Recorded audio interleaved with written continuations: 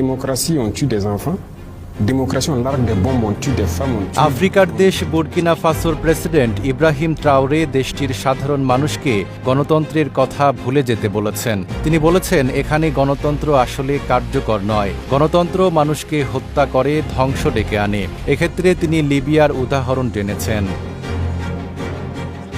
২০২২ সালে এক সামরিক প্রতিবিপ্লব ঘটিয়ে ক্ষমতা দখল করেন ইব্রাহিম ট্রাওরে। এরপর তিনি দেশটির প্রেসিডেন্ট হন।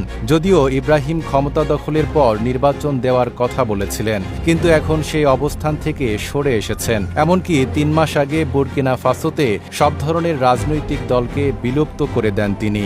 নায়াসিনামাইড ও স্যালিসাইলিক সমৃদ্ধ লিলি ফেস ওয়াশ যা ফেসের ডেড স্কিন সেল দূর করে দেয় দ্বিগুণ ফাস্টার ব্রাইটেনিং।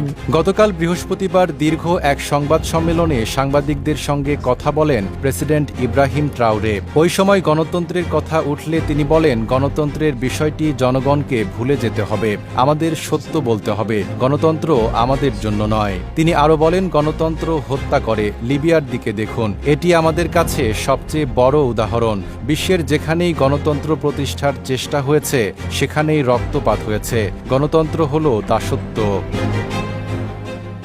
ইব্রাহিম ট্রাওরে ক্ষমতা দখলের ৮ মাস আগে সেনা অভ্যুত্থানে সাবেক প্রেসিডেন্ট রোচ মার্ক কাবরোকে ক্ষমতাচ্যুত করা হয়। এরপর সেনাবাহিনীর জুনিয়র অফিসার ইব্রাহিম পাল্টা অভ্যুত্থান ঘটান। তিনি যুক্তরাষ্ট্রের বদলে রাশিয়ার সঙ্গে সম্পর্ক গভীর করার দিকে মনোযোগ দেন। নাইম আরাবি, ঢাকা পোস্ট।